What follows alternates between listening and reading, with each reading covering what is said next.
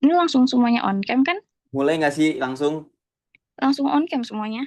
Oh iya, Iya, ya udah. tahu bentar.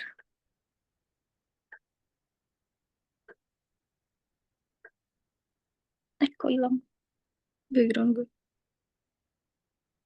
Siapa nih yang pertama nih? Yang buka.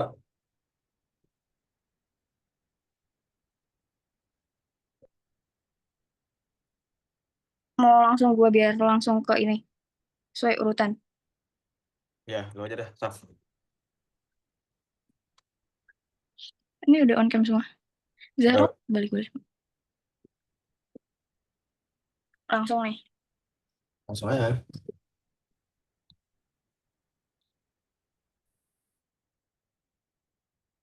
Assalamualaikum warahmatullahi wabarakatuh. Kami akan mempresentasikan tugas hukum perdata internasional yang berjudulkan implikasi hukum IMTA dalam sengketa, hubungan industrial dan penyelundupan hukum, studi kasus PT Heavy Lift Aviation Indonesia. Izin memperkenalkan diri, saya Safa Safira bersama rekan-rekan saya Zahra Aulia, Andreas Peter, Nashwa Trisnia, dan Rahadian Rahmatullah. Pendahuluan, tenaga kerja asing atau TKA merupakan bagian dari dinamika globalisasi yang berperan dalam pengisian posisi kerja yang membutuhkan keahlian tertentu. Di Indonesia, legalitas TKA harus didasarkan pada izin memperkerjakan tenaga asing atau IMTA sebagaimana diatur dalam pasal 42 dan 43 Undang-Undang Nomor 13 Tahun 2003 tentang Ketenagakerjaan dalam kasus PT Heavy Lift Aviation Indonesia versus Joe Raimundo Alfiar. Persoalan hukum muncul ketika TKA diberhentikan sebelum masa kontrak dan IMTA berakhir. Sengketa ini menguji apakah kontrak kerja keperdataan dapat tetap diberlakukan melebihi masa berlaku IMTA, ataukah IMTA menjadi batas legalitas absolut dalam hubungan kerja. Mahkamah Agung dalam putusan nomor 347K garing PDT Sus strip PHI garing 2020 memutus bahwa perlindungan hukum terhadap TKA berakhir saat IMTA berakhir, terlepas dari isi kontrak kerja yang masih berjalan. Posisi kasus, putusan yang menjadi objek studi dalam perkara ini adalah putusan Mahkamah Agung nomor 347K garing PDT Sus strip PHI garing 2020 antara Joel Raimundo Alfiar sebagai penggugat dan PT Heavy Lift Aviation Indonesia sebagai tergugat. Joel Raimundo Alfiar adalah seorang tenaga kerja asing atau TKA asal Filipina yang diperkerjakan berdasarkan perjanjian kerja waktu tertentu atau PKWT oleh PT Heavy Lift selama 10 bulan dengan gaji sebesar USD 9.350 per bulan. Perekrutan Alfiar disertai dengan izin memperkerjakan tenaga asing atau IMTA yang berlaku selama 12 bulan sejak Mei 2017. Namun, sebelum masa kontrak maupun IMTA berakhir, PT Heavy Lift melakukan pemutusan hubungan kerja atau PHK sepihak pada 31 Januari 2018. Alfiar merasa dirugikan karena PHK dilakukan tanpa kompensasi dan tidak berdasarkan kesepakatan, sehingga ia mengajukan gugatan ke Pengadilan Hubungan Industrial atau PHI Samarinda. Posisi kasus. Berikut adalah rangkaian peristiwa yang menjadi latar belakang perkara. Mei 2017, IMTA atas nama Joel Alfiar diterbitkan dan mulai berlaku selama 12 bulan. Juni 2017, Perjanjian Kerja Waktu Tertentu atau PKWT ditandatangani dengan masa kerja selama 10 bulan. 31 Januari 2018, PT Heavy Lift melakukan PHK secara sepihak terhadap Joel Alfiar saat kontrak dan IMTA masih aktif. Februari 2018, Alfiar menggugat ke PHI Samarinda menuntut sisa gaji kontrak senilai USD 93.500. PHI Samarinda mengabulkan sebagian gugatan, menghukum PT Heavy Lift membayar kompensasi USD 61.630, setara dengan gaji hingga Oktober 2018. Kasasi ke Mahkamah Agung, PT Heavy Lift tidak setuju karena menganggap masa kerja Alfiar yang hanya berlaku selama IMTA aktif. Putusan MA, Mahkamah Agung memperbaiki putusan PHI dan menyatakan hak kompensasi Alfiar hanya berlaku sampai Mei 2018, yaitu sampai IMTA berakhir, sehingga jumlah kompensasi dikurangi menjadi USD 15.628. Posisi kasus. Mahkamah Agung dalam pertimbangannya menyatakan bahwa legalitas hubungan kerja TKA di Indonesia tidak hanya berdasarkan kontrak, tetapi juga harus mengacu pada IMTA sebagai izin administratif yang bersifat imperatif atau luis de polis. Dalam kasus ini, meskipun secara kontraktual masa kerja Alfiar masih berlaku, namun setelah masa IMTA berakhir, maka hubungan kerja secara hukum juga berakhir. Oleh karena itu, hak atas kompensasi kerja pun hanya berlaku sampai Mei 2018. Putusan Mahkamah Agung mempertegas bahwa kontrak tidak dapat dijadikan dasar satu-satunya jika bertentangan dengan ketentuan hukum publik nasional, terutama dalam konteks ketenagakerjaan lintas negara.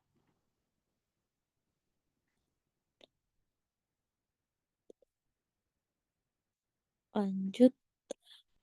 Putusan Mahkamah Agung nomor 347 K/PDT Sus PHI garing 2020 menjadi presiden penting dalam sengketa ketenagakerjaan internasional. Dalam perkara ini, pengadilan memutus bahwa batas perlindungan hukum terhadap TKA diatur dalam masa berlaku IMTA, bukan dari masa kontrak kerja. Hal itu menunjukkan bahwa IMTA memiliki kedudukan hukum yang lebih tinggi dibandingkan klausul kontrak perdata dalam menentukan keberlakuan hubungan kerja. Putusan ini juga menunjukkan pentingnya sinkronisasi antara kontrak dan izin kerja dalam konteks hukum transnasional, serta mencegah penyalahgunaan kontrak kerja sebagai sarana menghindari ketentuan hukum publik Indonesia atau fraus legis. Dengan demikian, perusahaan wajib berhati-hati dalam menyusun perjanjian kerja TKA agar tidak bertentangan dengan ketentuan administratif negara. Hasil penelitian atau analisis kasus, penyelundupan hukum atau fraus legis dalam kontrak kerja internasional. Fraus legis terjadi ketika suatu pihak sengaja menyusun kontrak atau melakukan tindakan hukum untuk menghindari penerapan hukum nasional yang bersifat memaksa. Dalam konteks kontrak kerja internasional, khususnya antara perusahaan Indonesia dan tenaga kerja asing atau TKA. Hal ini sering terjadi dalam bentuk penyusunan kontrak kerja yang tidak selaras dengan masa berlaku izin mempekerjakan tenaga kerja asing atau IMTA. Kasus PT Heavy Lift Aviation Indonesia dan Joel Raymond Alfiar menjadi contoh relevan meskipun kontrak kerja Alfiar menyatakan jangka waktu 10 bulan. PT Heavy Lift memutus hubungan kerja lebih awal, padahal IMTA Alfiar masih berlaku. Ini mengindikasikan potensi penyelundupan hukum, di mana kontrak digunakan sebagai formalitas untuk mendapatkan IMTA, tanpa niat untuk menjalankan perjanjian secara penuh.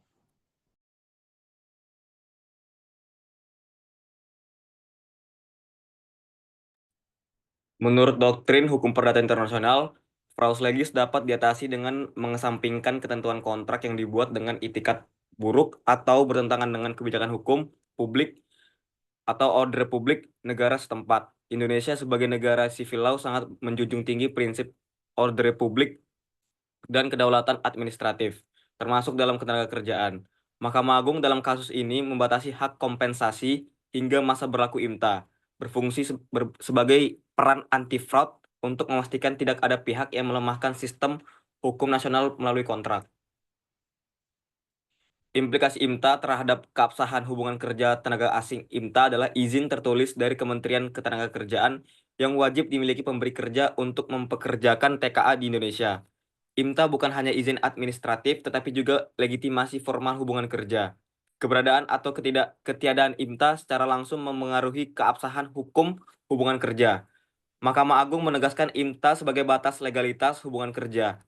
Hak-hak TKA hanya dijamin sampai masa berlaku IMTA berakhir, meskipun kontrak perdata mungkin masih berlaku. Pandangan ini sejalan dengan doktrin hukum administrasi negara yang menempatkan izin sebagai bentuk kontrol negara. Berakhirnya IMTA berarti negara tidak lagi memberikan perlindungan hukum terhadap hubungan kerja tersebut. Pendekatan ini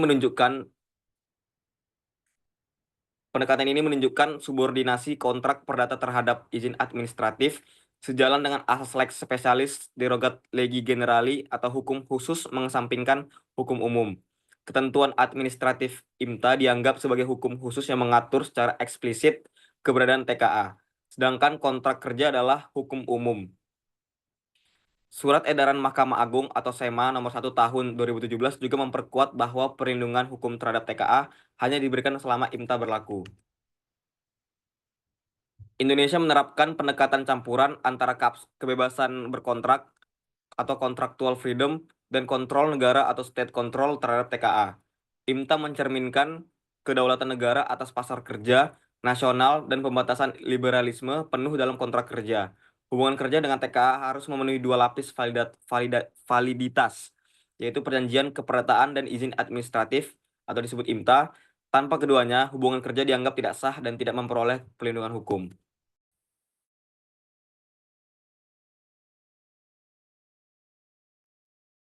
Asas dan doktrin hukum perdata dalam penentuan hak kompensasi.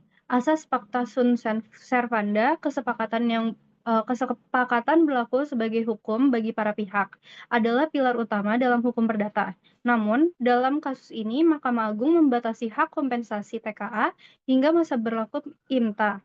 Meskipun kontrak masih berlaku, ini menunjukkan bahwa Pacta sunt servanda bukanlah asas absolut.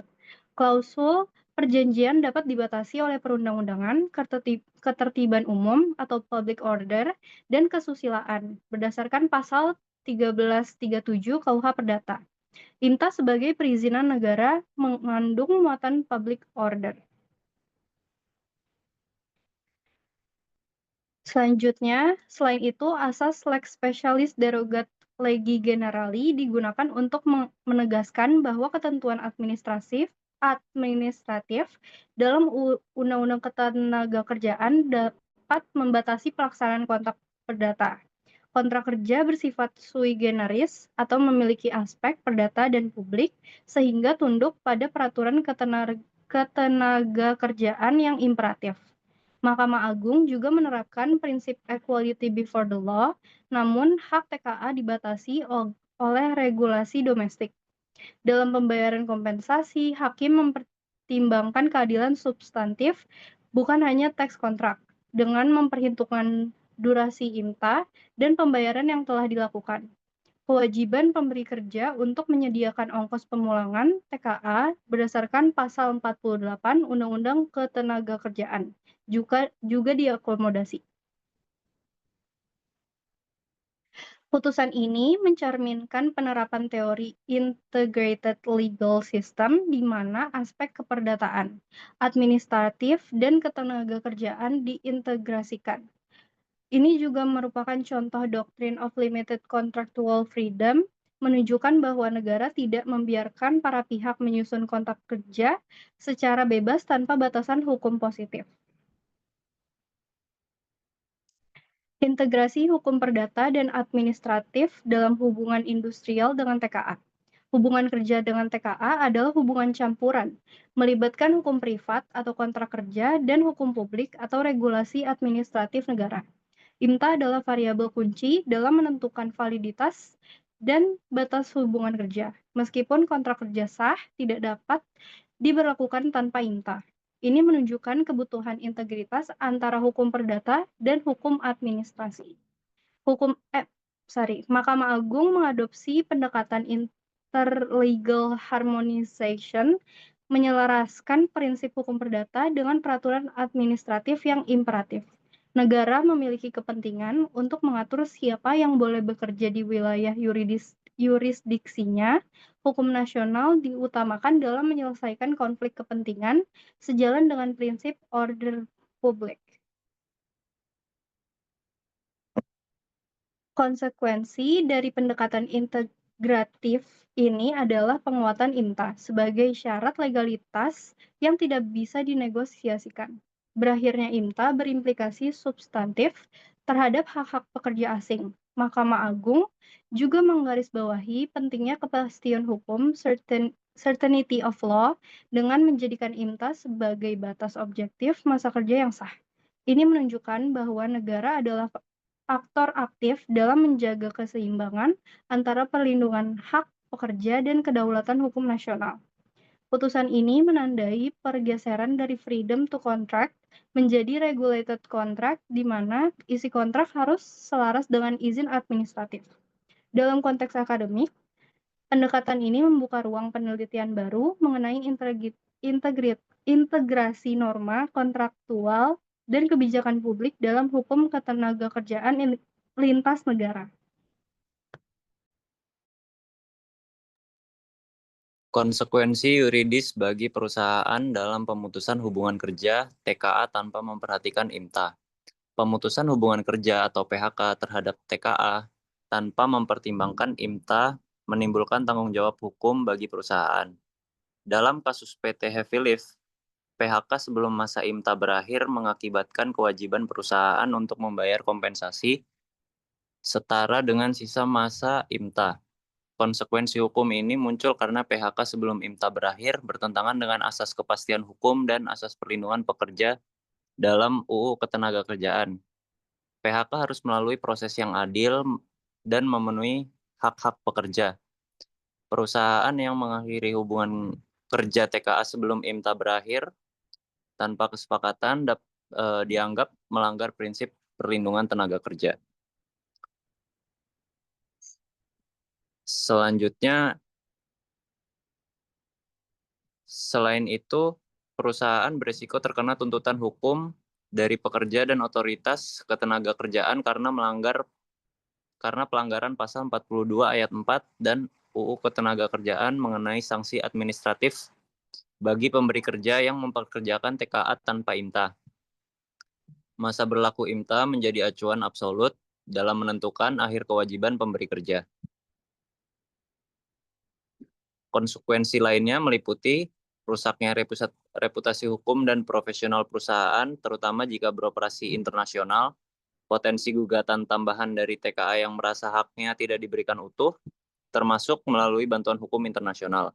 Prestasi atau pelanggaran kontrak berdasarkan pasal 1243 KUH Perdata, pertanggungjawaban administratif terhadap ketidaksesuaian tindakan izin yang diberikan pemerintah, berpotensi kehilangan kepercayaan dan penolakan izin di masa depan. Putusan Mahkamah Agung mengirimkan pesan tegas bahwa pelanggaran mekanisme IMTA tidak dapat ditoleransi, menciptakan standar jurisprudensi penting. Konsekuensi yuridis tidak hanya terbatas pada ganti rugi finansial, tetapi juga tanggung jawab moral, reputasional, dan institusional. Perusahaan dituntut untuk patuh pada kerangka hukum nasional yang menjamin hak setiap pekerja, baik WNI maupun asing. Kesimpulannya, penelitian ini menyoroti peran krusial izin mempekerjakan tenaga asing atau IMTA dalam menentukan validitas dan kelangsungan hubungan kerja antara perusahaan Indonesia dan tenaga kerja asing atau TKA. Kasus PT Heavy Lift dan Aviation Indonesia dan Joel Raimundo Alfiar menunjukkan bahwa perlindungan hukum TKA terbatas pada masa aktif IMTA, bahkan jika kontrak kerja perdata masih berlaku.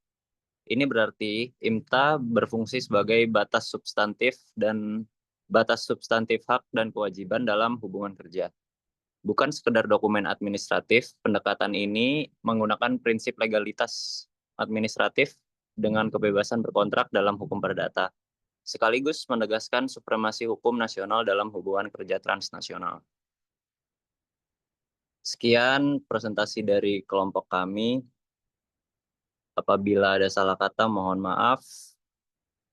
Wassalamualaikum warahmatullahi wabarakatuh.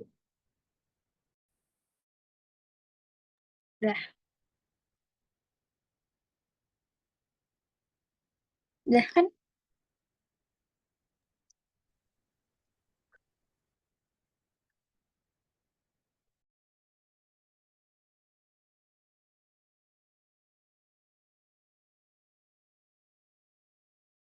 Coba dilihat dulu